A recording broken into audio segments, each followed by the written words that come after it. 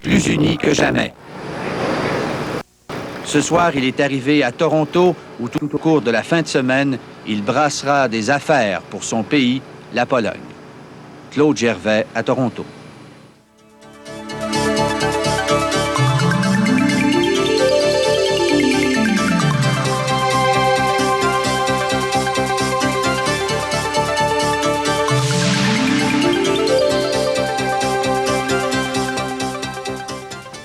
Les premiers ministres ont mis fin à leur conférence aujourd'hui à Ottawa. Allons immédiatement rejoindre Bernard de Rome qui va nous dire ce qui s'est passé. Bernard? Bonsoir, merci.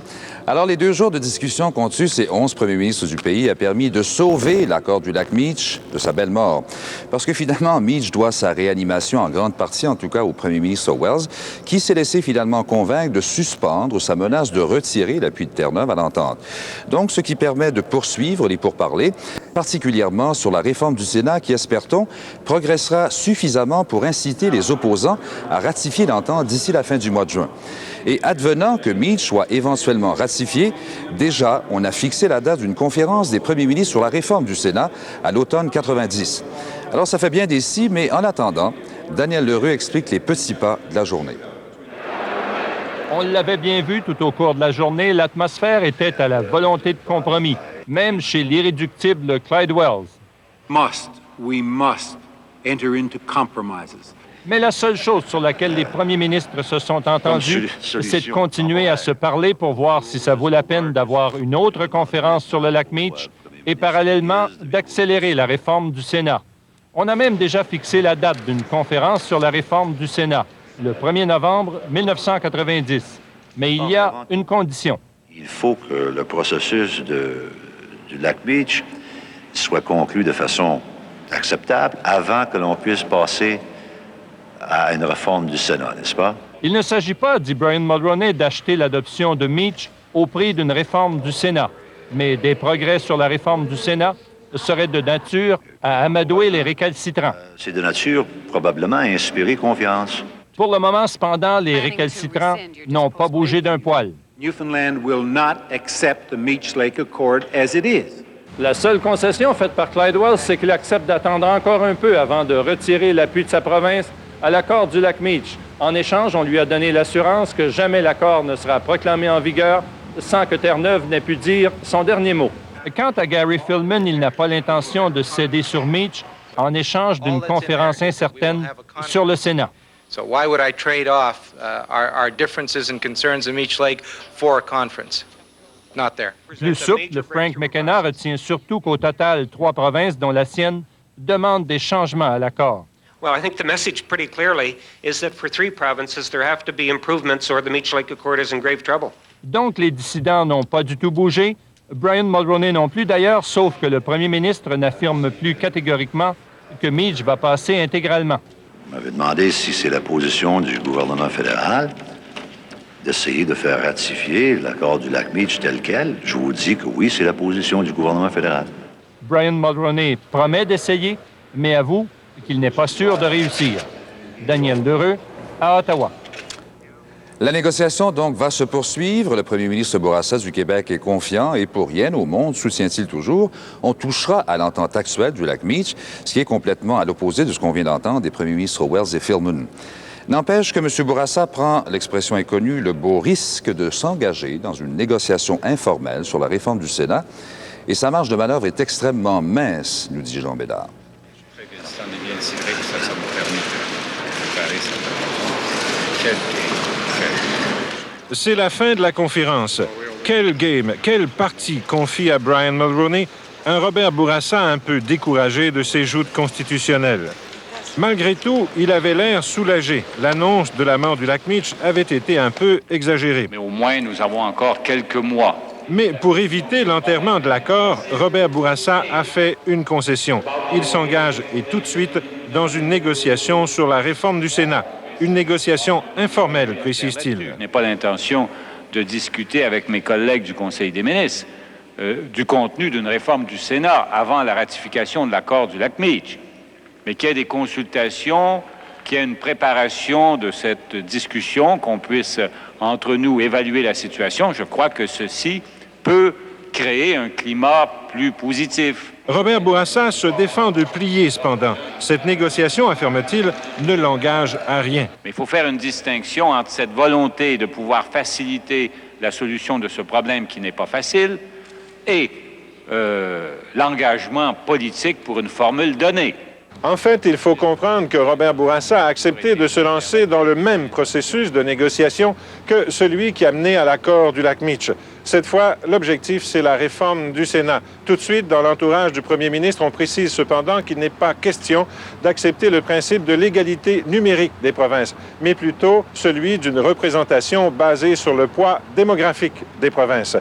Quoi qu'il en soit, cette négociation s'annonce plus difficile encore, plus compliquée que celle du lac Meech. Tout ce qu'a pu gagner aujourd'hui Robert Bourassa, c'est du temps et un dernier sursis pour l'accord du lac Meech. Jean Bédard, à Ottawa. Oui, compliqué, on peut le comprendre, parce que cette réforme du Sénat, elle va aboutir seulement si Meech est ratifié.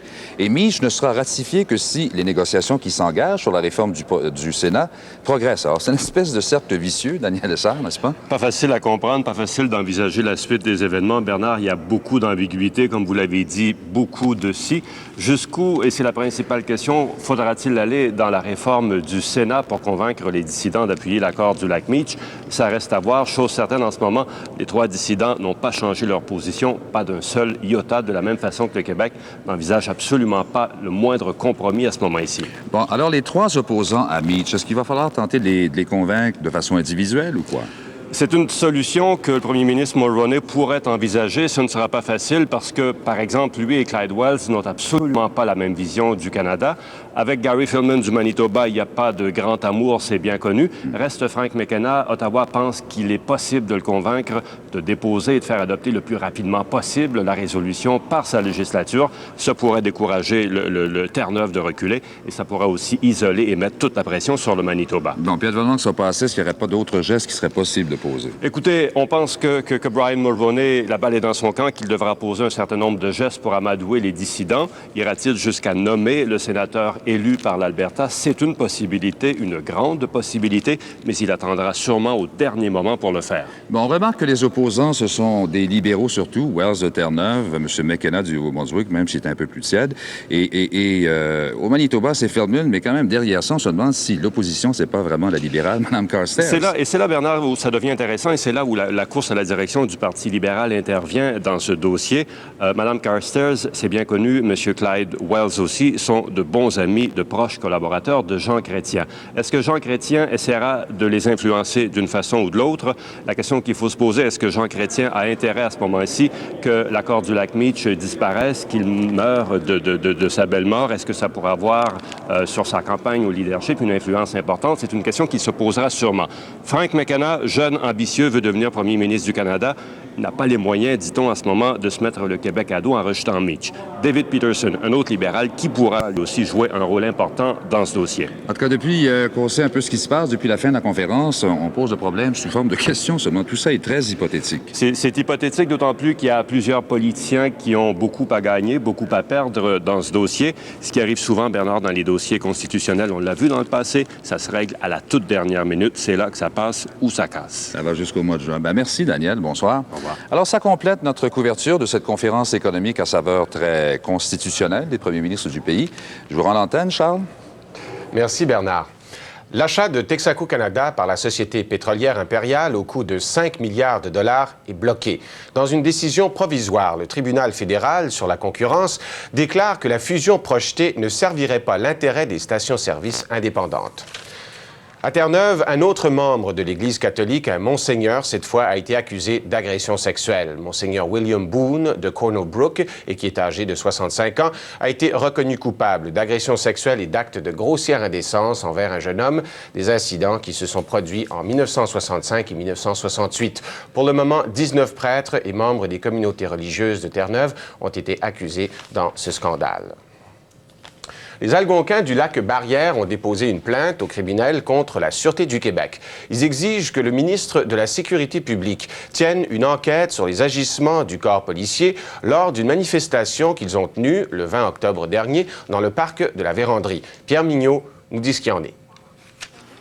Ce jour-là, les Algonquins du lac Barrière dans les Hautes-Laurentides avaient décidé de bloquer la route pour faire débloquer leurs négociations avec Québec sur la protection de la forêt où ils vivent. Hommes, femmes et enfants ont donc campé en plein milieu de la route 117. Une manifestation